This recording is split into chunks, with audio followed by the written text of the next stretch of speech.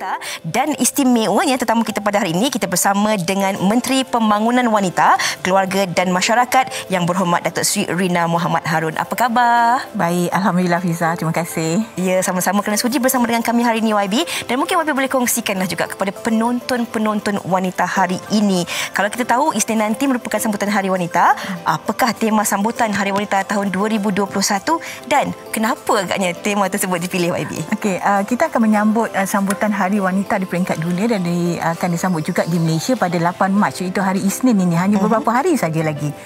Jadi kementerian telah memilih tema untuk hari sambutan Hari Wanita pada tahun ini, Wanita Wajah Negara, dengan tema Wanita Bangkit Mendepani Cabaran.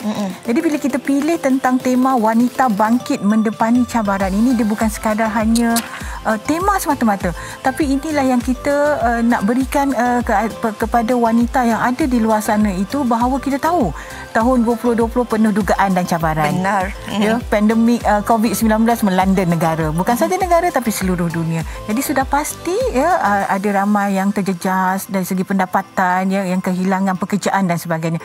Jadi kita nak wujudkan satu semangat juang yang ada pada setiap wanita. Wanita ni memang ada, dia cekal, dia tabah walaupun lembut di luar. Ya.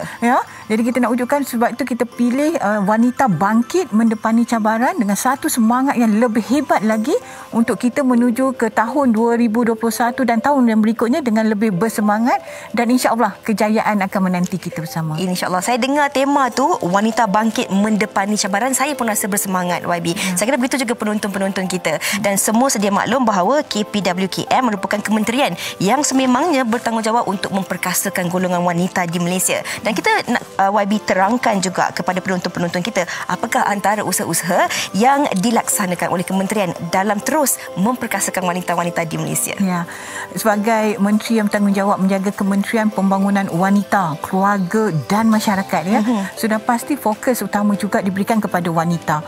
Kita mengenali bahawa wanita ini tanggungjawabnya besar, ya, sebagai 48.5% penduduk di Malaysia ini terdiri pada golongan wanita. Sebagai contoh, kita tengok waktu COVID-19 ini melanda, mungkin ada juga yang ramai yang work from home. Tapi dalam work from home itu, mereka juga terus menjalankan tugas dan tanggungjawab sebagai ibu. Benar. Ya, kena jaga juga anak-anak, kena juga teruskan kerja. Jadi banyak program-program yang kita laksanakan ini bukan saja dari segi psikologinya, dari segi bagaimana menguruskan keadaan itu ketika pandemik berlaku, dan program-program yang dijalankan secara atas talian. Dan kita lihat usaha-usaha ini, ya, kementerian tak pernah akan terus berusaha untuk memastikan yang dasar wanita negara itu terus bukan sahaja hanya tinggal dasar, tapi terus diimplementasikan, ya. Sebagai contoh, kita tahu bahawa kita bukan sahaja di Malaysia tapi juga di peringkat antarabangsa, ratifikasi SIDO, diskriminasi against women dan sebagainya juga kita ada, dan kita juga program-program yang kita laksanakan untuk memperkasakan wanita itu, supaya wanita ini dia akan seiring dengan perkembangan baru, dengan teknologi yang baru, dengan cara menjaga anak-anak. Dulu mak kita jaga kita tak sama. Betul. Sekarang kita jaga anak kita berbeza, dan tanggungjawab itu dan semakin besar. Dan kita juga mahukan wanita ini berada menjadi pembuat dasar, pembuat keputusan. Alhamdulillah, kalau di sektor awam itu kita dah capai lebih daripada 30%, iaitu 37.3%. Tapi kita lihat di sektor swasta ni, di syarikat-syarikat di senarai di Bursa Malaysia ni masih lagi rendah, 17.2%. Jadi ini usaha supaya kita nak wanita ini diberikan tempat bukan saja kerana kota, tapi kerana mereka memang berkelayakan. Berkelayakan dan juga berkemampuan. Sinonimnya bidalan tangan yang menghayun buayan juga mampu untuk menggoncang dunia, YB. Ya, betul. Okey, YB, kalau kita lihat daripada penjelasan YB itu tadi, dah banyak sebenarnya usaha-usaha yang telah pun dilakukan oleh pihak kementerian sendiri. Jadi kalau kita lihat pula bagaimana sebenarnya usaha-usaha yang bakal dilaksanakan oleh kementerian untuk tahun 2021 ini pula.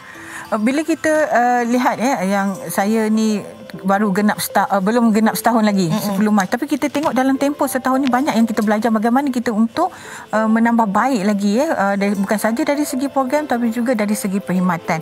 Dan dalam tempoh 2020 ini, ya, kita ada bagi bantuan sebagainya kepada ibu tunggal ini sebagai contoh. But it's only one off. Ya, kita beri bantuan kepada 150,000 orang ibu tunggal yang mendapat RM300, but it's only one off. So kita tak rasa ini satu perkara yang perlu kita hentikan setakat itu.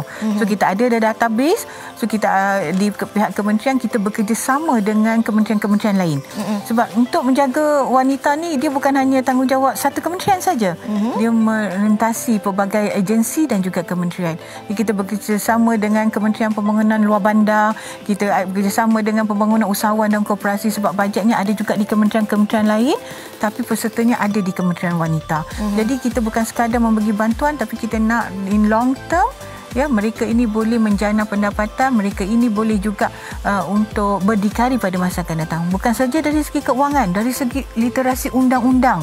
Ya, kita juga ni insya-Allah pada 6 hingga 8 Mac ini adakan satu program khas untuk ibu tunggal yang bila kita lihat kebanyakannya, ya, mana daripada golongan B40 waktu pandemik ni ramai juga yang ditinggalkan suami dan sebagainya. Kadang-kadang ada di kalangan mereka nak hire lawyer pun tak mampu. Ya, kita ajar mereka ini supaya ada juga di antara mereka ini yang bila pergi ke mahkamah mereka boleh mewakili diri mereka sendiri tanpa peguam. Saya dah jumpa orang ibu tunggal hanya sekolah sampai darjah 6, tapi bila berada di mahkamah, bila dia fight untuk diri dan anak dia, akhirnya dapat apa yang dituntutkan. Ini program-program pembengkasaan kepada wanita. Kita nak wujudkan juga Majlis Wanita Negara. Supaya agenda wanita ini jangan lagi dipandang sepi. Kita tak nak hanya letak di buku, hanya letak di kertas, tapi mesti diimplementasikan. Dan yang penting, bila diimplementasi tu kena ada pemantauan, kena ada pelaksanaan. InsyaAllah sebagai menteri, tu tugas saya, ya, kita bersama dengan rakan dan warga kerja kementerian, kita akan terus berusaha untuk memperkasakan wanita, untuk memperkasakan keluarga, kerana itu salah satu untuk menjadikan negara kita lebih aman dan makmur. Macam Wabi katakan awal tadi, wanita ni nampak lembut di luar tetapi cekal dan hebat di dalamnya, supaya suara wanita akan terus didengari dan diperkasa. Okey Wabi, kalau kita nak tahu juga, mungkin kalau Wabi boleh kongsikan apakah sebenarnya antara contoh-contoh inisiatif KPWKM dalam menyokong psikososial golongan wanita ini sebenarnya, YB? Ya. Kita lihat ya sekarang ni isu kita ada telecounselling yang kita buat mula daripada 25 Mac 2020. So banyak soalan, banyak yang aduan yang diterima yang memerlukan bimbingan dari segi psikologi. Dan kita bekerjasama dengan hampir lebih daripada 700 orang kaunselor yang berdaftar. Namun bila banyak aduan yang kita terima, saya merasakan bahawa kita perlu wujudkan satu kumpulan psikososial. Kerana ramai kerana sekarang ni ramai yang emosinya mudah terusik, ialah dengan keadaan kehidupan sekarang. Sebab itu di kementerian kita menubuhkan skuad wajah. Skuad wajah ni adalah wanita anti jenayah. Yang alhamdulillah dah banyak program bimbingan yang kita berikan dan ia telah disertai hampir 70,000 orang wanita di seluruh Malaysia. Jadi yang ini kita nak supaya di kalangan masyarakat itu, kalau nak jadi kaunselor tu dia kena ada minimum degree dalam kaunseling. Jadi kalau psikososial sekurang-kurangnya ada di kalangan ahli keluarga kita, ada kalangan daripada masyarakat kita, ya, yang mendapatkan bimbingan ini. Jadi mereka boleh membantu juga kepada yang lain. Dan ini juga telah saya bawakan dalam mesyuarat baru-baru ini bersama dengan Exco Wanita yang menjaga wanita di seluruh negara. Wakil-wakil daripada setiap negeri ada dan mereka pun bersetuju untuk kita bekerjasama untuk memperluaskan lagi skuad wajah ini. Bersemangat saya dengar apa yang dikongsikan oleh YB ini, dan saya kira begitu juga penonton-penonton wanita kita hari ini yang merasakan nasib mereka ini akan terus dibela. Mungkin YB boleh kongsikan juga bersempena dengan sambutan Hari Wanita 2021, apakah program-program yang akan dilaksanakan oleh kementerian untuk memeriahkan sambutan kali ini? Maklumlah suasananya berbeza, kan? YB silakan. Kali ini suasananya berbeza, ya, selain daripada kita ada program yang akan kita sambut pada 8 Mac ini secara atas talian, yang insya-Allah dirasmikan oleh Yang Amat Berhormat Tan Sri Haji Muhyiddin Yassin, Perdana Menteri kita. Dan program-program lain kita adakan juga program-program tentang untuk wanita, program-program dengan kami baru saja bekerjasama dengan Talent Corp ya, untuk mencari peluang juga pekerjaan untuk wanita. Jadi kita tahu masalah wanita apa, kekurangan pekerjaan, kita buat kerjasama dengan Talent Corp, dengan kementerian-kementerian lain, bahawa kita ada peserta yang daripada wanita yang memerlukan pekerjaan, tolong bagi perhatian khusus kepada mereka. Kita nak yang ini khas untuk wanita saja. Jadi selain daripada dengan kerjasama bersama dari segi pekerjaan, program-program keusahawanan, keuangan yang juga yang kita laksanakan ya, dan malam ni insya-Allah kita ada juga forum ehwal perdana di Dewan Nur sendiri di kementerian ya.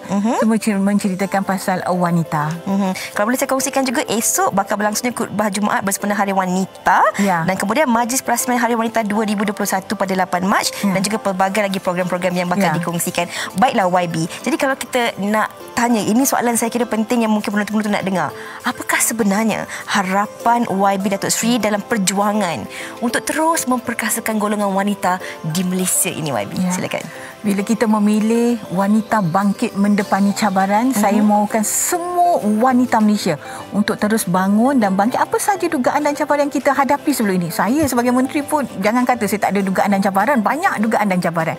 Tapi kita terus bangkit mendepani cabaran itu. Apa yang lebih penting untuk kita terus positif, sebab saya yakin setiap diri wanita itu di dalamnya penuh dengan kecekalan dan ketabahan. Wanita kena bangun untuk sokong wanita. Lelaki juga ya, sebab kita nak lelaki, sebab setiap seorang daripada kita lahir daripada perut seorang wanita. Dan kita nak wanita ini menjadi wanita yang bukan sahaja dia akan terus berjaya dari segi politik, dan kita nak lebih ramai lagi ahli parlimen dan wakil rakyat juga daripada wanita ya. Kita nak juga pembuat keputusan ini juga lebih ramai daripada wanita. Dan kita perlukan wanita ini. Sebelum kita nak orang lain sokong kita, kita kena sokong diri kita sendiri. Dari wanita kepada wanita. Okey.